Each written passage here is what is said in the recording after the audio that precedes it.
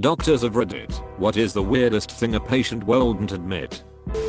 Not a doctor but a nurse. Had a patient come in with a toothpick in his penis. Refused to tell me how it got in there, insisting he was picking his teeth, and it fell in. Being pregnant and also a virgin. People actually believe women can get inseminated in a public pool or after their parents had sex in the jacuzzi and the girl uses the jacuzzi and is inseminated by the father. I was once marked as pregnant by mistake when I went into the They were talking about the tests that needed to run, but they couldn't give me medication because of the baby. At that point I said, hold up, there is no way I'm pregnant. The nurse looked at me and rolled her eyes. I told her that I've only ever slept with women in the last couple of years, so there was no way I was pregnant. One of the other nurses reran the pregnancy test and turns out I wasn't pregnant. I admitted a guy for chest pain. As part of the workup, I did a urine drug screen which came back positive for cocaine. After the rest of his cardiac workup was negative, I said to him, good news, you didn't have a heart attack. It's likely that your chest pain was caused by cocaine. His answer, I didn't use cocaine. See, I was at a party and people had some lines of cocaine out on a table. As I was walking by, an oscillating fan blew the cocaine into my face, which is why my urine was positive. MMMHMM. Got it. Obligatory, not a doctor, I'm a nurse. We had a patient come into the operating room for brain surgery. Probably a mid-50s guy with a nice head of light brown hair.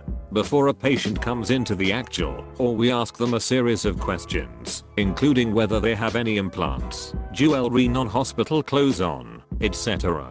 Guy says no to all the questions. After the patient gets put to sleep, the surgeon grabbed his hair to start shaving it off because brain surgery, and all his hair peeled off because he was wearing a wig and didn't tell us. We almost shaved his hairpiece because he wouldn't admit to anyone he wore it. Nurse here. Had parents bring their 3-year-old son to the emergency department for 1 month of abdominal pain that kept getting worse. I ask all the routine questions for this complaint. Lots of questions about his poop. Is it bloody? Diarrhea? Mucus? When was his last bowel movement? Any changes in the stool? They deny any other concerning symptoms but abdominal pain. We do blood work, ultrasound, x-ray. Everything comes back completely normal, but the kid is intermittently screaming in pain, curled in a ball. Over the next 5 hours I continue to repeat the same questions. I asked repeatedly if there was anything else going on that they could think of.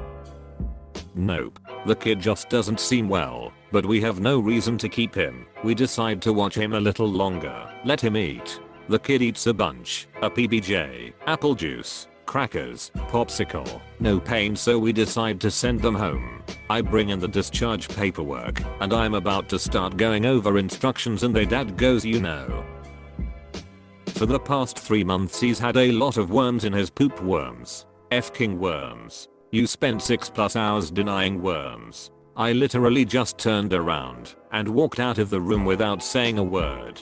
I was laughing almost to the point of tears. Could not wait to tell my residents. Deworming medications, a shootload of wasted time, and they were on their way. One of my lecturers told us a story of when he worked in ed. There was a man who refused to acknowledge or tell them how a jar got stuck in his rectum. They were taking him to or as it has created a vacuum seal and couldn't be removed without shattering, but realized his BSL blood sugar level was off the charts. Really high. They were considering postponing the surgery to work out WTF was going on. When he ended up talking, he told them the jar was full of honey before it got lodged and was rapidly absorbed by the rectum, causing the insane levels. What? I'm a pediatric dentist, so maybe not the type of doctor you were looking for, but this one throws me for a loop every time, so I'll share it. When I sedate kids they have to be NPO for 8 hours before, so I always ask if they had anything to eat or drink in the morning. Parents never want to admit their kid ate or drank, even when I remind them it's very important, because if they vomit and aspirate they could die. Often they try to minimize it and say it was just a few bites, but one kid walked in eating a bag of Cheetos at reception, and then the parent insisted to me that they hadn't eaten. I'm 100% not sedating your child today. obligatory not a doctor, used to work PR and marketing in an inner city hospital, was once hanging out with the folks when a regular came in. He was into self-harm. This would have been in 2000/2001 or so, and I was young, so I had never even heard of this. This guy had spent hours burying a Phillips head screwdriver in his abdomen, carefully working it around major organs. He was a Vietnam medic and had some training, so he could feasibly do it. He straight up said, "What screwdriver? You all are crazy." The attending was staring right at the x-ray and the handle of the screwdriver sticking out of his abdomen. The screwdriver must have been 4 inches long. I still shudder. I once had a patient come in with large calluses on the front of his ankles, which is a very unusual place to get calluses. I brought it up a few times because I thought maybe he was wearing his shoe wear improperly, but he kept waving off the question. Eventually I got him to admit that the calluses are there because he recently started taking a prescription antidepressant medication which made it very difficult for him to achieve orgasm. He found that if he lay on his living room carpet with his legs bent out beneath him in a W fashion and jerked off for several hours, he was able to achieve orgasm. Nurse here had a patient accuse me of shooting in her bed and threatened to sue me for malpractice. Keynote, she never got out of her bed. Nursing assistant here, I've been accused of shooting in the corner of a patient's room. She did it and then tried to blame some really nondescript man as the culprit after realizing no one believed it was me. I've also been accused of killing babies and burying them in the hospital basement. Had a patient in hospital, I forget what for. The point is that he disappeared for a few hours. When he came back he was tachycardic to 160 BPM, massive pupils, cold and sit still. We asked him what he'd taken while he was out. Nothing, he swears. He went to the pub and just drank lemonade. Okay, we say, we're gonna take some blood and find out what you've tack. He then pipes up say the friends he was with would think it was funny to spike his drink. What? We asked. Did he think they might have spiked his drink with speed? He says. What do you know? Bloods confirmed that he had taken speed, but he insists he didn't take it. His drink was spiked. I'm a nurse. I had a kid once who I needed to get a urine sample from.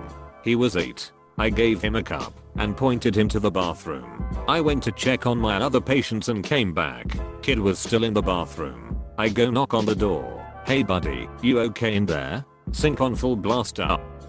Yep.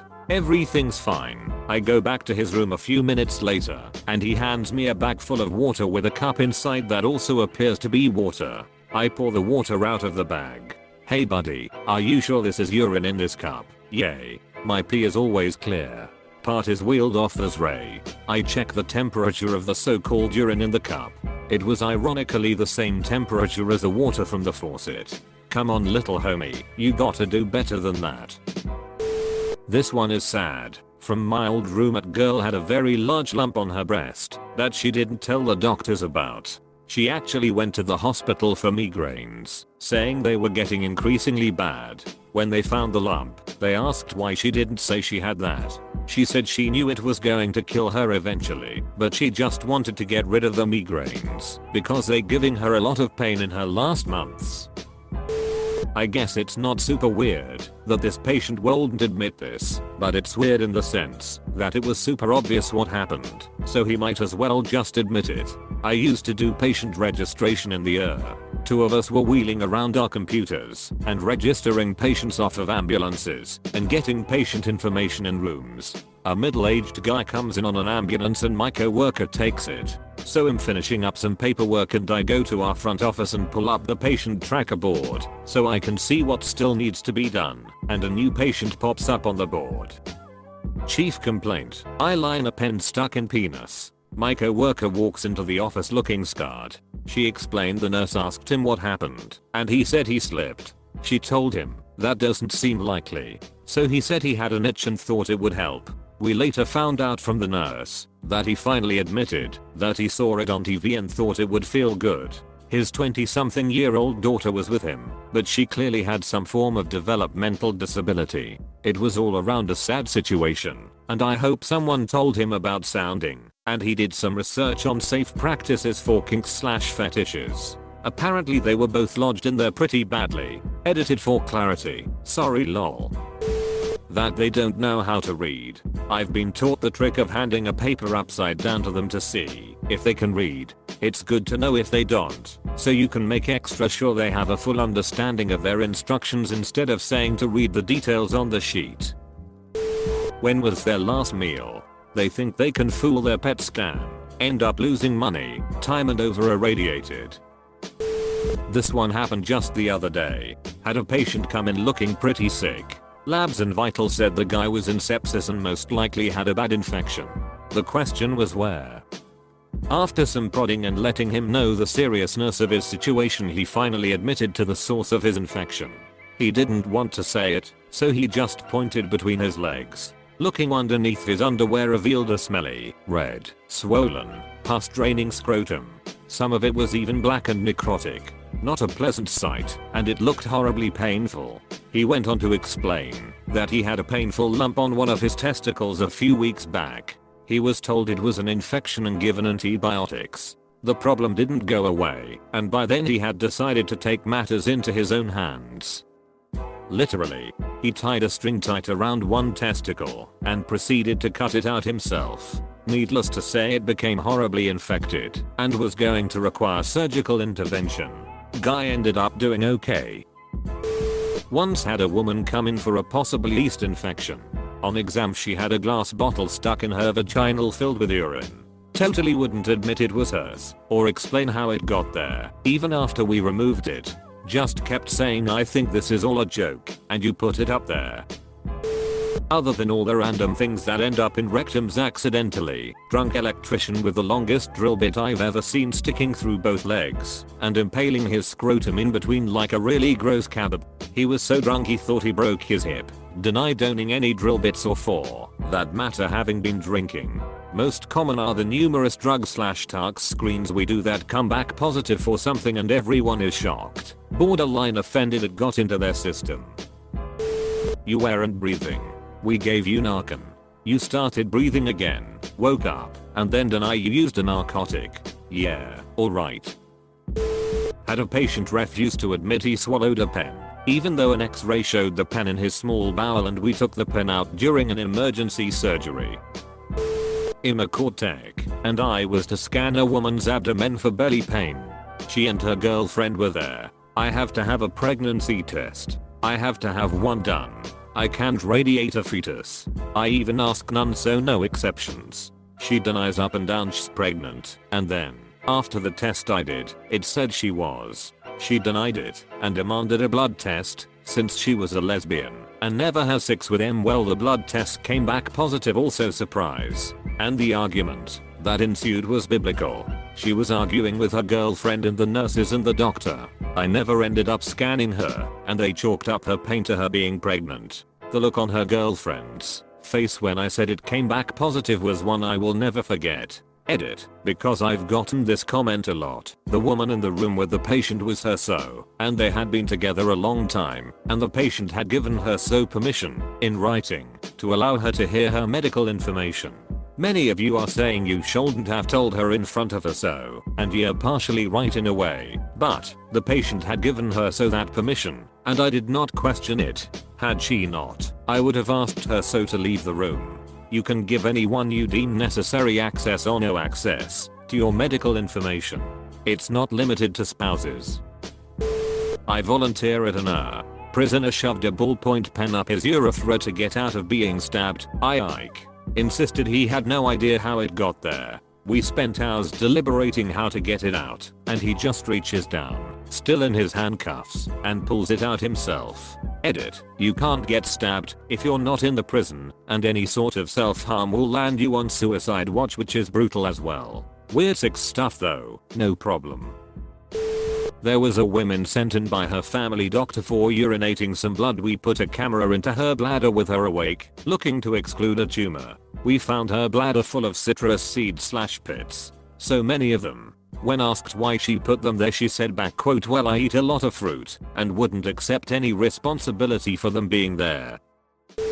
Had an elderly lady from a nursing home come in super altered.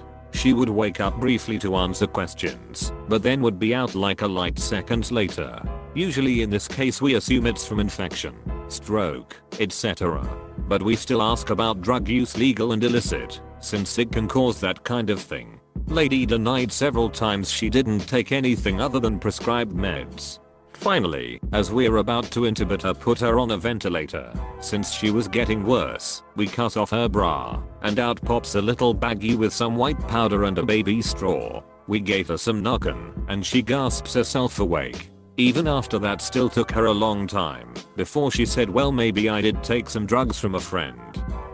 Since then I've trusted no one when it comes to denying drug use. Edit. Just to clarify, I'm not saying I think everyone is a drug addict, I'm just saying, if you come in acting super out of it, you're probably going to get Narcan, just to cover all the bases. Also, I'm aware that light seconds are not a measure of time. I use the phrase out like a light followed by the word seconds. Just confusingly worded, I guess.